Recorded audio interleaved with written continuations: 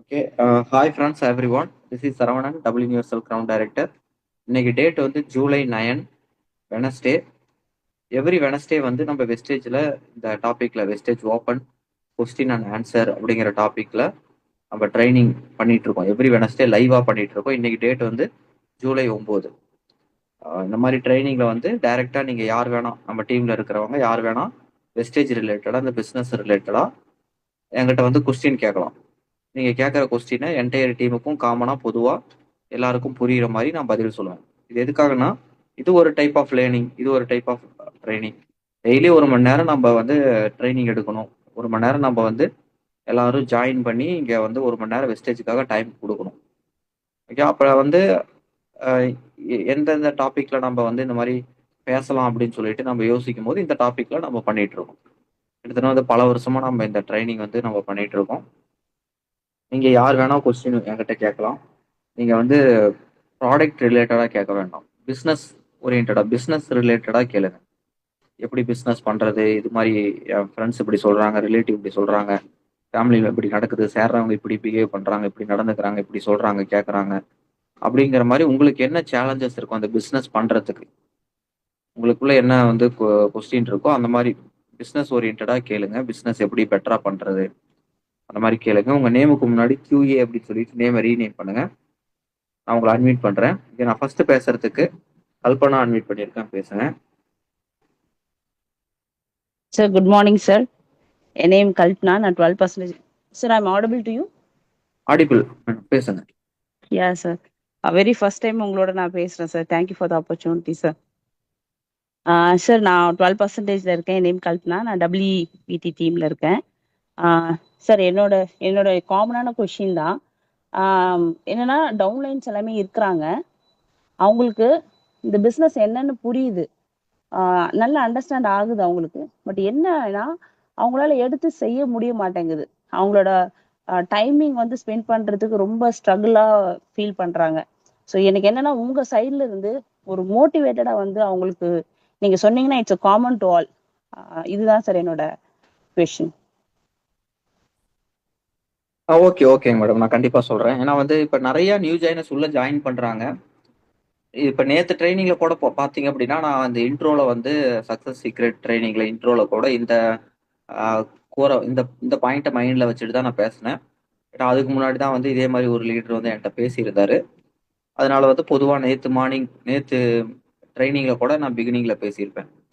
ஏன்னா வந்து நிறைய பேர் உள்ள ஜாயின் பண்றாங்க. பட் ஆனா வந்து யாருமே வந்து ஆஹ், ஆர்வத்தோட எடுத்து பண்றாங்களா, ஆஹ், எல்லாருமே வந்து இதை சீரியஸா எடுத்து பண்றாங்களான்னு கிடையாது. ஏன்னா ஃப்ரீ ஜாயினிங் தான், எந்த ஒரு இன்வெஸ்ட்மெண்ட்டும் கிடையாது. அப்படிங்கிறதுனால என்னன்னா அவங்களுக்குள்ள வந்து ஒரு அசால்ட் வந்துடுது. ஓகே, அப்புறம் பார்த்துக்கலாம், ஒன்றும் லாஸ் இல்லைல்ல, இப்போ உடனே ஏன் பண்ணணும், ஏன் அவ்வளோ வேகமா பண்ணணும்னு அவங்களுக்குள்ளேயே வந்து ஒரு ஆற போட்டுடுறாங்க.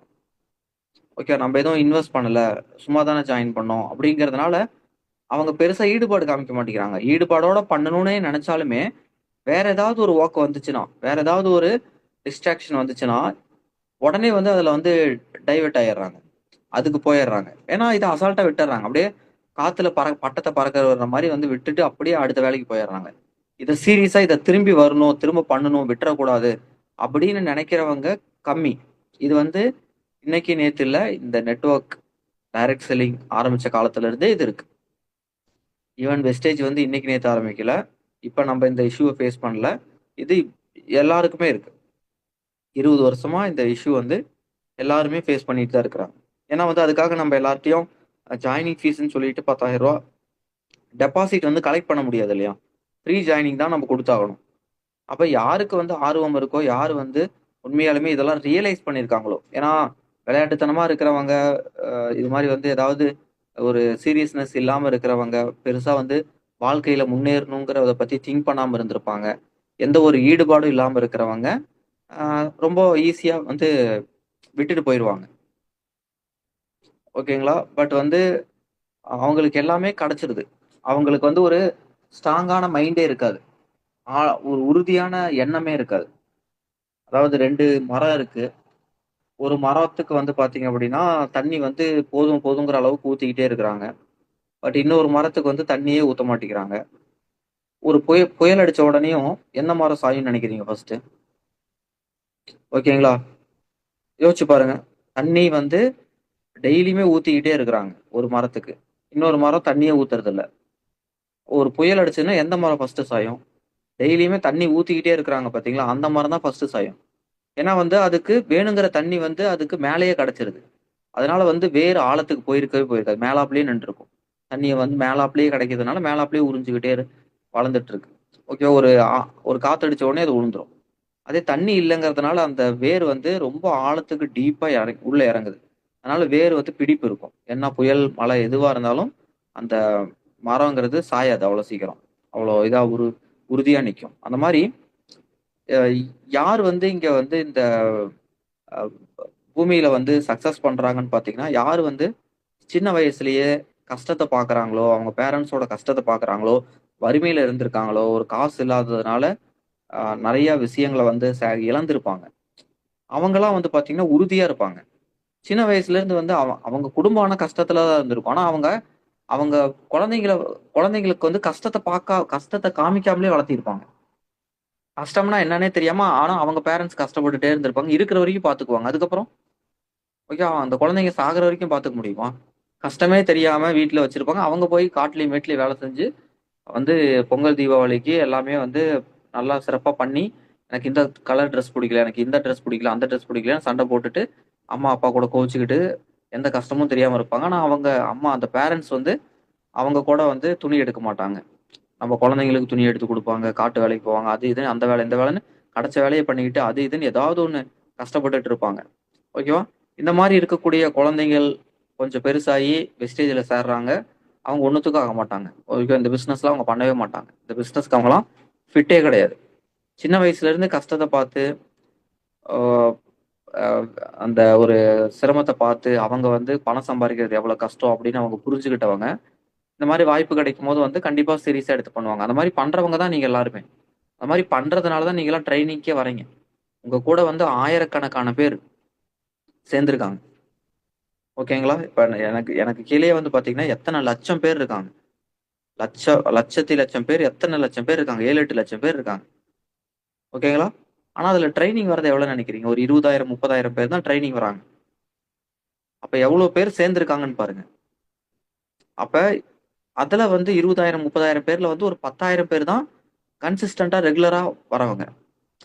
ஒண்ணு முன்ன போகும் பின்ன போகும் ஒரு ஒரு 10,000-15,000 பேர் தான் மேக்சிமம் பர்ச்சேஸ் பண்ணிட்டு ஆக்டிவா இருப்பாங்க. அதுல எவ்வளவு பேர் பிசினஸ் ஆக்டிவா பண்ணுவாங்கன்னு நினைக்கிறீங்க? ஓகே, அவ்வளவுதான் இருக்கும். என்ன ப்ரோ இப்படி சொல்றீங்க, இவ்வளவு பேர் இருக்காங்களா, இவ்வளவு பேர் தான் பண்றாங்களா?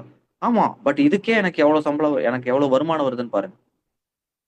என்னோட போனஸ் எவ்வளோ, நம்ம டீம்ல எத்தனை பேர் சம்பாதிக்கிறாங்க பாருங்க. ஓகே, நம்ம என்னன்னா நம்ம மாதிரி இருக்கிறவங்க பண்ணா போதும். எல்லாரும் பண்ணணுங்கிற அவசியம் ஃபர்ஸ்ட் நமக்கு வேணாம். அந்த மாதிரி பண்ணவும் வேணாம், பண்ணணும் எதிர்பார்க்கவும் வேணாம். பண்றவங்க தான் பண்ண போறாங்க. பண்ணணுங்கிற எண்ணம் இருக்கிறவங்க தான் பண்ண போறாங்க. நம்ம அவங்களுக்கு சரியா வழிகாட்டிடணும். அதாவது பண்ணணும்னு நினைக்கிறவங்க பண்றதுக்கு ஆஹ் இந்த மாதிரி இந்த பிசினஸ் பண்ணணும்னு நினைக்கிறவங்களுக்கு சப்போர்ட் கரெக்டா நம்ம கொடுத்துடணும்.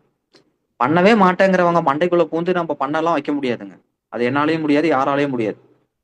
நான் பண்றேன், எனக்கு சொல்லி கொடுங்கிறவங்களுக்கு நம்ம சொல்லி தரத்துக்கு தயாரா இருக்கணும். அதுதான் இந்த பிசினஸே. அது இந்த பிசினஸ்ல அதை யாரு புரிஞ்சுக்கிறாங்களோ அவங்க தான் வந்து பிசினஸ பண்ணுவாங்களே. ஏன்னா நிறைய பேர் என்னன்னா இந்த பிசினஸ்ல ஏமாந்து போயிடுறாங்க. எப்படின்னா, இவங்க சேரல, இவங்க பண்ணல, இவங்க சேர்ந்தாங்க பண்ணல, விட்டு போயிட்டாங்க. ஏன் நான் பண்றேன், நான் ஆக்டிவா இருக்கேன், என்ன மாதிரியே ஏன் அவங்க நினைக்க மாட்டேங்கிறாங்க, நான் எனக்கு பண்ணணும்னு தோணுது, ஏன் அவங்களுக்கு தோண மாட்டேங்குது, இவங்களுக்கு தோண மாட்டேங்குதுன்னு நீங்களா ஒரு சிலரை நினைச்சுக்கிட்டு அவங்களாம் உங்களை மாதிரியே பண்ணணும்னு நினைக்கிறீங்க. பண்ண மாட்டாங்கல்ல. அதனாலதான் இங்க பல பேர் விட்டுட்டு போறாங்க. யாரு பண்ணாலும் பண்ணலைனாலும் நான் பண்ணுவேன், என்ன மாதிரி பண்றவங்க யாரு கிடைக்கிறாங்களோ அவங்க பண்ண போறாங்க, அது வரைக்கும் நான் தொடர்ந்து பண்ணுவேங்கிற அந்த அந்த மாதிரி ஒரு புரிதல் இங்க நிறைய பேருக்கு இல்லை. அதனால வந்து இங்க வந்து பிசினஸை பத்தி ஆர்வமே இல்லாத, அக்கறையே இல்லாதவங்கள்ட்ட எல்லாம் இப்ப நான் ஒரு பாயிண்ட் பேசின உடனே அவங்களுக்கு அப்படியே வந்து ஒரு ஆர்வமும் அக்கறையும் வந்து அப்படி சீரியஸா பண்ணிடுவாங்களா அப்படிலாம் மோட்டிவேட்டே பண்ண முடியாது. அந்த மாதிரி மோட்டிவேட் பண்ணி ஒரு ஒன்றும் பிரயோஜனமே இல்லை. தூங்கி எந்திரிச்சா அவங்க அவங்க புஷ்ஷுன்னு போயிடுவாங்க. அந்த அந்த அந்த மாதிரிலாம் வந்து ஒரு பிரயோஜனமும் இல்லை. ஓகேங்களா? அதனால வந்து இந்த விஷயத்த வந்து நீங்க புரிஞ்சுக்கணும், லீடர்ஸ் புரிஞ்சுக்கணும். ஓகேவா? பாருங்க ஒரு டெய்லி ட்ரைனிங் கூட ஒரு 1 ஹவர் வர முடியலங்கும்போது, அவங்க எப்படி சக்சஸ் பண்ண போறாங்க? என்ன பண்ண போறாங்க? டெய்லி ட்ரைனிங்க வந்து அட்டெண்ட் பண்ண முடியல அப்படின்னா, அப்புறம் என்ன பண்ண போறாங்க? வேற என்ன இதுக்கே 1 ஹவர் குடுக்க முடியலன்னா, அப்புறம் மீதி எவ்வளோ நேரத்த எதுக்கு தான் குடுக்குறாங்கன்னே தெரியாது. முன்னேறவும் மாட்டாங்க. முன்னேறதுக்கு ஒரு வழி இருக்கு வாங்க ட்ரைனிங் அட்டெண்ட் பண்ணுங்கனால வரமாட்டாங்க. ஆனா பிஸியாவே இருப்பாங்க. சரி ஓகே.